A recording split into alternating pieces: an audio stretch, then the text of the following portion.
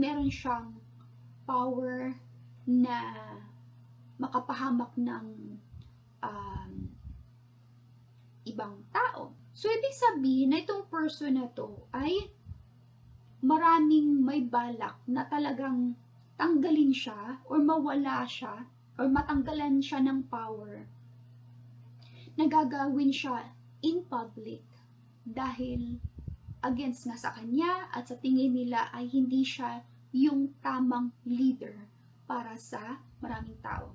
Dito pa lang sa Oracle card, greed. 你们电视台天天教育我们观众要做一个高尚的人，一个脱离低级趣味的人，而你们员工道德水平却如此低下，你们当领导的不管。哎，我说你们以后有什么脸面面对观众啊？ I find the press to be extremely dishonest. I find the political press to be unbelievably dishonest. I will say that. You're open Jesus, low-life, nasty scumbags. You're disgusting. I want you all to know that we are fighting the fake news. It's fake, phony, fake. You can hear there is a chorus of boos and other chants from this Trump crowd here in Tampa, Florida. They're saying things like CNN sucks, go home, and fake news.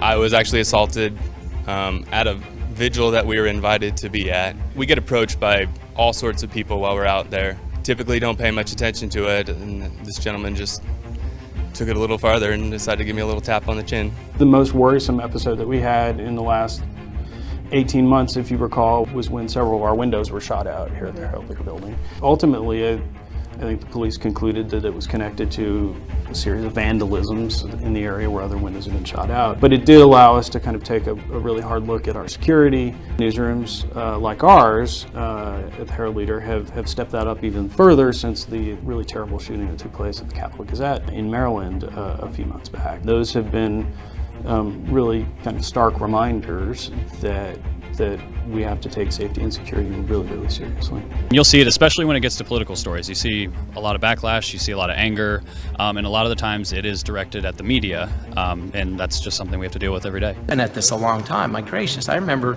at least from what I understand, you were once a fairly good reporter.